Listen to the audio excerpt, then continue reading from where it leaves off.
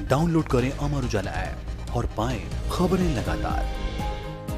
भारत रत्न से नवाजे डॉक्टर भीमराव अंबेडकर का दलित समाज के उत्थान और उन्हें जागरूक करने में बहुत बड़ा योगदान है। बचपन से ही आर्थिक और सामाजिक भेदभाव से जूझते हुए विषम परिस्थितियों में डॉक्टर भीमराव अंबेडकर ने अपनी पढ़ाई शुरू की थी। जब डॉक्टर भीमराव अंबेडकर युवा थे तो उच्च शिक्षा के लिए विदेश जाना था। ऐसे में उनके सामने आर्थिक संकट एक बहुत बड़ी समस्या थी। आपको बता दें कि युवा भीमराव अंबेडकर अपनी स्नातकोत्तर पढ़ाई कोलंबिया यूनिवर्सिटी से करना चाहते थे। उनके विदेश में पढ़ने के सपने को साकार करने के लिए एक महाराजा ने मदद की थी। तो आइए जानते हैं उस महाराजा के बारे में जिसने युवा अंबेडकर को विदेश में जाकर पढ़ाई करने में मदद की थी। साल 1913 में अंबेडकर ने कोलंबिया यूनिवर्सिटी से पढ़ाई करने के लिए बड़ौदा के महाराजा के यहाँ आर्थिक मदद के लिए आवेदन किया।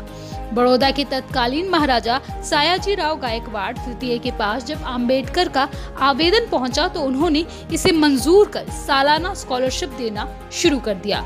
इस स्कॉलरशिप की मदद से अंबेडकर के लिए विदेश जाकर पढ़ाई करना आसान हो गया।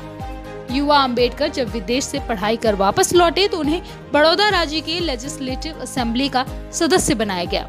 इसके साथ ही राज्य में एक कानून बनाया गया कि राज्य में अनुसूचित जाति के लोग भी चुनाव लड़ सकें। पिछड़े वर्ग, महिलाओं के साथ आर्थिक तौर पर कमजोर लोगों के लिए बड़ौदा राज्य में चलाई जा रही योजनाओं का अंबेडकर पर भी असर पड़ा, जो संविधान निर्माण के दौरान नजर आया। महाराजा सयाजीराव गायकवाड़ तृतीय अपने राज्य में शिक्षा, कला, नृत्य आदि क्षेत्रों में जुड़ी बड़ी हस्तियों को संरक्षण देने में भी आगे रहते थे। ज्योतिबा फुले, दादा भाई नौरोजी, लोकमान्य तिलक, महर्षि अरविंद समेत कई हस्तियों को महाराजी सयाजीराव ने आर्थिक मदद दी थी। इसके साथ ही राज्य में लड़कियों की शिक्षा पर ध्यान देते हुए कई स्कूल खोले गए और प्राइमरी शिक्षा मुफ्त करने के साथ अनिवार्य कर दी गई।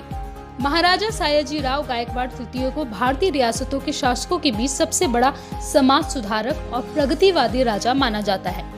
आपको बता दें कि उन दिनों शायद ही ऐसा कोई राज्य था जहां वंचित वर्ग और पिछड़ों की इस तरह से मदद की जाती थी। महाराजा सयाजीराव का डॉक्टर भीमराव अंबेडकर के साथ हमेशा अच्छे संबंध थे।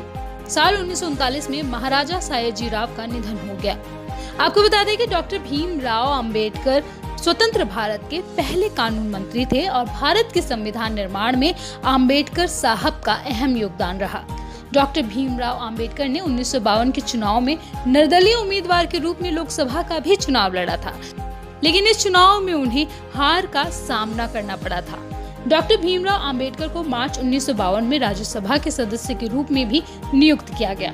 डॉक्टर भीमराव अंबेडकर को 9 भाषाओं का ज्ञान था, जिनमें हिंदी, पाली, संस्कृत, अंग्रेजी, फ्रेंच, जर्मन, मराठी, पर्शियन और गुजराती शामिल हैं। डॉक्टर भीमराव अंबेडकर का लक्ष्य था सामाजिक असमानता को दूर करके दलितों के मानवाधिकार की प्रतिष्ठा करना। डॉक्टर अंबेडकर ने गहन गंभीर आवाज में सावधान किया था कि 26 जनवरी 1950 को हम परस्पर विरोधी जीवन में प्रवेश कर रहे हैं। हमारे राजनीतिक क्षेत्र में समानता रहेगी, किंतु सामाजिक और आर्थिक क्षेत्र में असमानता रहेगी।